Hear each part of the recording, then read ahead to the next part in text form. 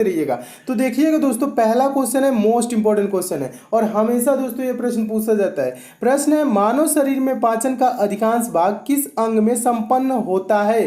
तो चार ऑप्शन आपके सामने दिख रहे हैं, तो कौन सा ऑप्शन सही होगा इसे आपको कमेंट भी करना है। और इसका दोस्तों सही आंसर हो जाएगा ऑप्शन नंबर सी, यानी छोटी आंत से। ठीक है, मानव शरीर में पाचन का अधिकांश भाग किस अंग से संपन्न होता है? तो छोटी आंत से। याद रखेंगे, ये सब प्रश्न हमेशा पूछा जाता है।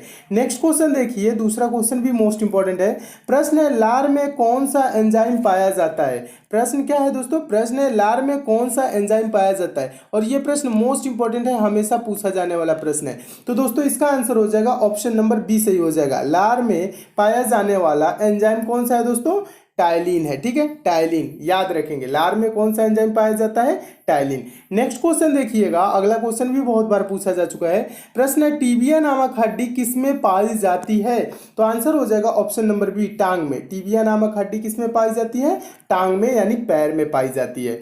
नेक्स्ट क्वेश्चन है, अगला क्वेश्चन भी मोस्ट इंपॉर्टेंट है, हमेशा पूछा जाने वाला प्रश्न है। मानव शरीर की सबसे लंबी हड्डी है, सबसे लंबी हड्डी या बड़ी हड्डी कौन है दोस्तों? ऑप्शन नंबर कौन सा सही हो जाएगा? डी सही हो जाएगा, फीमर, जो जांघ में पाई जाती है। ठीक है, ये सबसे मानव शरीर की सबसे बड़ी हड्डी है। और सबसे छोटी हड्डी भी पूछा जाता है तो स्टेपीज, ये कान में पाई जाने वाली हड्डी है। ठीक है, स्टेपीज ये क्या है दोस्तों? सबसे छोटी। और सबसे लंबी पूछा तो जाए तो फीमर। ठीक है, दोनों प्रश्नों को याद रखेंगे, दोनों प्रश्न हमेशा पूछे जाते हैं।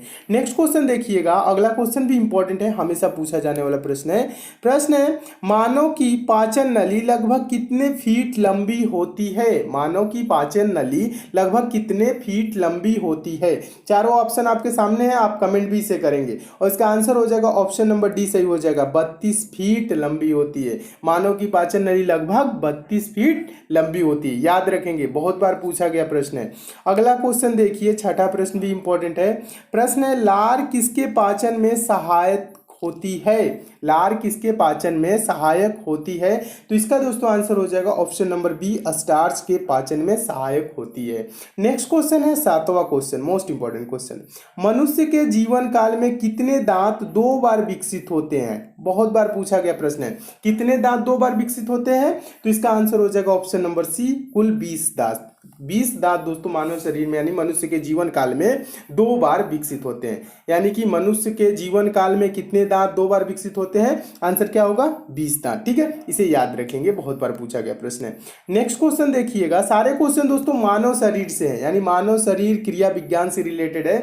इसमें और भी क्वेश्चन है, उसको भी मैं कराऊंगा। और जो ये सिलेक्टेड क्वेश्चन है जो हमेशा पूछे जाते हैं, उन प्रश्नों को शामिल करो। इसलिए दोस्तों लास्ट तक सारे क्वेश्चन को देखते रहिए। ठीक है, 8वां क्वेश्चन देखिए। 8वां क्वेश्चन है, मानव शरीर का रक्त बैंक डॉट डॉट डॉट कहलाता है, यानी ब्लड बैंक कौन कहलाता है? ब्लड बैंक किसे कहा जाता है? तो इसका आंसर हो जाएगा ऑप्शन नंबर ए, प्लीहा को। प्लीहा को दोस्तों क्या बोला जाता है? मानव शरीर का ब्लड बैंक यानी रक्त बैंक कहा जाता है। ठीक है, इसे भी याद रखेंगे। नेक्स्ट क्वेश्चन देखिए, 9वां क्वेश्चन है। 9वां क्वेश्चन है, सफेद रक्तकण यानी डब्ल्यूबीसी का मुख्य कार्य है। डब्ल्यूबीसी का मुख्य कार्य क्या होता है?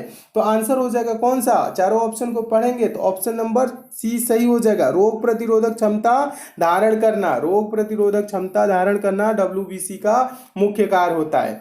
अगला क्वेश्चन है, अगला क्वेश्चन भी इंपॉर्टेंट है, 10वां क्वेश्चन। मानव शरीर में लाल रक्त कण का निर्माण कहाँ होता है? ये आपको पता होगा क्योंकि ये प्रश्न मोस्ट इंपॉर्टेंट है और हजारों बार परीक्षाओं में पूछा जा चुका है। मानव शरीर में लाल रक्त कण का निर्माण कहाँ होता है? तो इसका आंसर हो जाएगा ऑप्शन नंबर डी, अस्थिमज्जा में। अस्थिमज्जा में लाल रक्त कण का निर्माण होता है, याद रखेंगे। नेक्स्ट क्वेश्चन देखिएगा, 11 नंबर क्वेश्चन है, ये भी महत्वपूर्ण है। हीमोग्लोबिन किसका महत्वपूर्ण घटक है? तो आंसर इसका क्या हो जाएगा? चारों ऑप्शन को पढ़ेंगे तो ऑप्शन नंबर इसका ए सही हो जाएगा। हीमोग्लोबिन किसका महत्वपूर्ण घटक है? तो आरबीसी का महत्वपूर्ण घटक है, इसे भी याद रखेंगे। अगला क्वेश्चन देखिएगा, 12 नंबर क्वेश्चन है, रक्त में पाई जाने वाली धातु है। रक्त में कौन सी धातु पाई जाती है? लोहा पाया जाता है, ऑप्शन नंबर डी सही हो जाएगा। रक्त में पाई जाने वाली धातु लोहा है, इसे भी याद रखेंगे, ये भी प्रश्न बहुत बार पूछा गया है। नेक्स्ट क्वेश्चन देखिए, 13 नंबर क्वेश्चन है। 13 नंबर क्वेश्चन भी इंपॉर्टेंट है। पाचन क्रिया में प्रोटीन निम्नलिखित में से किस पदार्थ में बदल जाते हैं? पाचन क्रिया में प्रोटीन निम्नलिखित में से किस पदार्थ में बदल जाते हैं? इसका आंसर हो जाएगा ऑप्शन नंबर सी, एमिनो अम्ल में बदल जाते हैं। ठीक है, इसे भी याद रखेंगे। अगला क्वेश्चन देखिएगा, अगला क्वेश्चन बार बार पूछा जाने वाला प्रश्न है। और दोस्तों अगला प्रश्न देखने से पहले जो नए स्टूडेंट है उनके लिए दोस्तों बता दूं, आपके लिए दोस्तों पंचम पब्लिशर की एक बहुत ही अच्छी ई बुक आई है, उसके बारे में थोड़ी सी जानकारी दे देता हूं, उसके बाद आपको दोस्तों बताता हूं अगला प्रश्न। दोस्तों ये पंचम पब्लिशर की ई बुक है, आपके आगामी सभी परीक्षाओं के लिए इंपॉर्टेंट है, चाहे दोस्तों आप रेलवे की एग्जाम देंगे, एसएससी की एग्जाम देंगे, यूपी ट्रिपल एससी की एग्जाम देंगे, या अदर आप दोस्तों कोई सा भी गवर्नमेंट एग्जाम देंगे। दोस्तों इस ई बुक में आपको 10 प्रैक्टिस सेट मिल जाएगा प्लस 10 वन लाइनर सेट मिल जाएगा। वन लाइनर सेट कहने का मतलब है एक लाइन में क्वेश्चन, दूसरे लाइन में आंसर। इससे क्या होगा दोस्तों, आप कम समय में ज्यादा से ज्यादा क्वेश्चन को प्रिपेयर कर लेंगे। दोस्तों आपके एग्जाम में 1 से 2 दिन का भी टाइम है, तो इस ई बुक को लेकर आप जरूर पढ़ लीजिएगा, आपके एग्जाम में काफी हेल्प मिलेगा। दोस्तों इसमें साइंस, जनरल अवेयरनेस और करंट अफेयर के इंपॉर्टेंट प्रश्न शामिल किए गए हैं जो बार बार परीक्षाओं में पूछे जाते हैं। दोस्तों पंचम पब्लिशर ने इसकी कीमत 150 रुपए रखी थी, लेकिन मेरे कहने में दोस्तों ये ई बुक आपको मात्र 25 रुपए मिल जाएगी। इस ई बुक को दोस्तों आप ले कहां सकते हैं, तो इसका लिंक दोस्तों मैं नीचे डिस्क्रिप्शन बॉक्स में दे दिया हूं, उस लिंक के थ्रू दोस्तों आप इस ई बुक को डाउनलोड कर सकते हैं। दोस्तों ये ई बुक है, पीडीएफ नोट्स की तरह है, आपके मोबाइल में ही डाउनलोड हो जाएगी, आप मोबाइल से ही पढ़ सकेंगे। ये मार्केट में ऑफलाइन आपको नहीं मिलेगी। अगर जो दोस्तों आपको डाउनलोडिंग या पेमेंट से किसी प्रकार की समस्या होती है, दोस्तों पंचम पब्लिशर का कस्टमर केयर नंबर दिया गया है, इस नंबर पर आप कॉल करके बात भी कर सकते हैं। इस ई बुक को दोस्तों मैं खुद देखा हूं, इसमें जो प्रश्न दिए गए हैं काफी इंपॉर्टेंट दिए गए हैं जो बार बार परीक्षाओं में पूछे जाते हैं, इसलिए दोस्तों एग्जाम से पहले पहले इस ई बुक को एक बार लेके आप जरूर पढ़ लीजिएगा। तो आइए दोस्तों देखते हैं अगला क्वेश्चन। देखिएगा दोस्तों 14 नंबर क्वेश्चन है, हमेशा पूछा जाने वाला प्रश्न है, पेस मेकर का संबंध किससे है? गुर्दा, दिमाग, फेफड़ा, हृदय। कमेंट करके आपको जरूर बताना है इसका आंसर। ठीक है, और इसका सही आंसर हो जाएगा दोस्तों option number D, pacemaker का संबंध हृदय से है। और पेस मेकर कार्य क्या करता है दोस्तों? पेस मेकर का कार्य हृदय की धड़कन प्रारंभ करना होता है। ठीक है, इसे भी याद रखेंगे। तो पेस मेकर का संबंध किससे हो जाएगा? हृदय से हो जाएगा, याद रखेंगे, हमेशा पूछा जाने वाला प्रश्न है।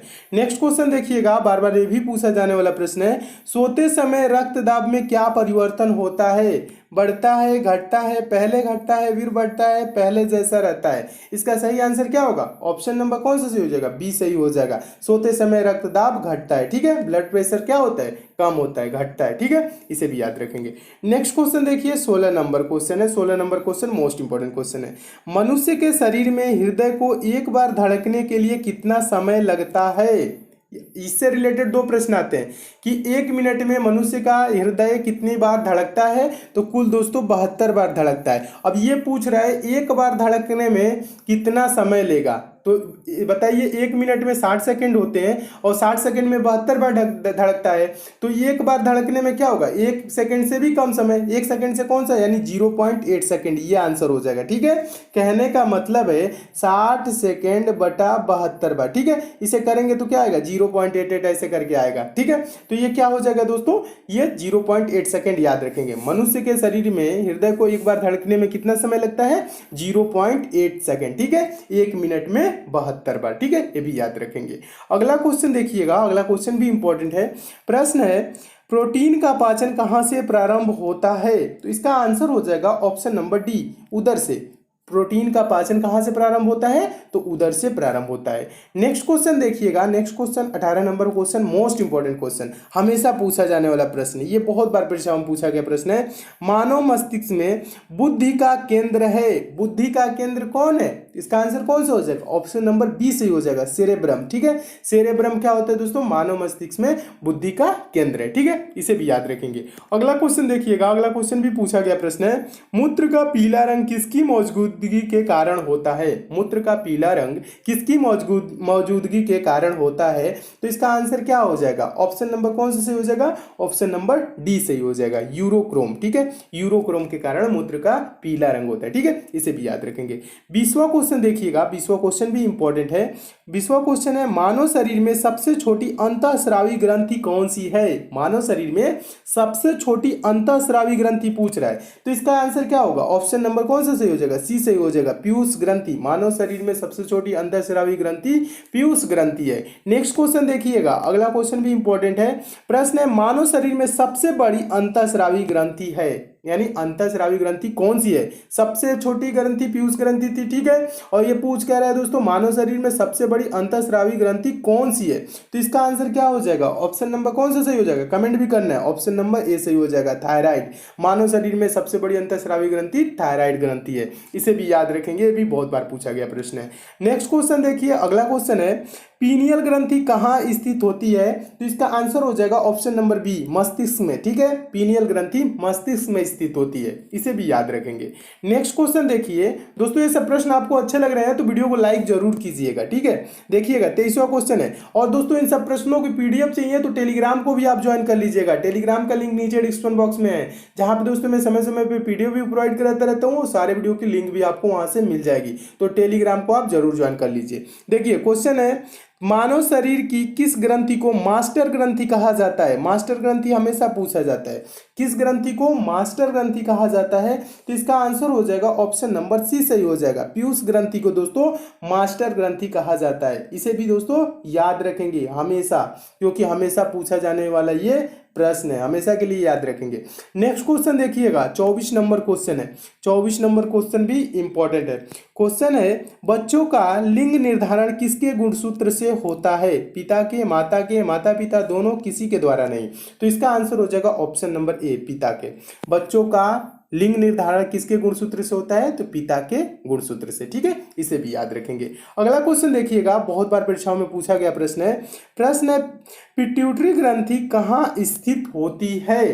तो इसका दोस्तों आंसर हो जाएगा कौन सा? ऑप्शन नंबर ए सही हो जाएगा, मस्तिष्क में। पिट्यूटरी ग्रंथि मस्तिष्क में स्थित होती है, इसे भी याद रखेंगे। दोस्तों अगर आप मैथ में वीक है, मैथ बेसिक से, जीरो लेवल से और चैप्टर वाइज दोस्तों पढ़ना चाहते हैं, तो दोस्तों आपके लिए एक चैनल बनाया हूं जिसका लिंक दोस्तों नीचे डिस्क्रिप्शन बॉक्स में दे दिया हूं। दोस्तों आप उस चैनल पे जाकर चैनल को सब्सक्राइब कर लीजिए, नोटिफिकेशन बेल को ऑन कर लीजिए, जहां पे दोस्तों मैं मैथ बेसिक से पढ़ा रहा हूँ, जीरो लेवल से पढ़ा रहा हूँ, चैप्टर वाइज पढ़ा रहा हूँ। कुछ दिनों में दोस्तों मैथ के वहां सारी चैप्टर समाप्त हो जाएंगे। दोस्तों आप भी मैथ के प्रश्नों को सेकंडों में सॉल्व करने लगेंगे, वो भी बिना पेन उठाए। तो मैथ में आपको थोड़ी सी भी प्रॉब्लम होती है दोस्तों, उस चैनल पे जरूर जाए, जिसका लिंक दोस्तों नीचे डिस्क्रिप्शन बॉक्स में दे दिया हूं। और ये सब दोस्तों आपको प्रश्न समझ में आए, अच्छे लगे हैं, तो इस वीडियो को दोस्तों लाइक जरूर कीजिएगा, लाइक कर दीजिएगा दोस्तों इस वीडियो को, और शेयर भी दोस्तों कर दीजिएगा। फेसबुक, व्हाट्सएप, टेलीग्राम जितने भी दोस्तों आपके पास स्टडी ग्रुप उस ग्रुप में शेयर एक बार जरूर कीजिएगा। और जो दोस्त इस चैनल पे नए हैं, जिनको दोस्तों हमारे वीडियोस की डेली नोटिफिकेशन नहीं मिलती, नीचे दोस्तों रेड कलर का सब्सक्राइब लिखा होगा दोस्तों, वहां पे क्लिक करके चैनल के साथ जुड़ जाइए। और बगल में दोस्तों बेल आइकन सिंबल बनेगा, दोस्तों ये नोटिफिकेशन बेल आइकन होते हैं, प्रेस करके ऑन कर लीजिएगा,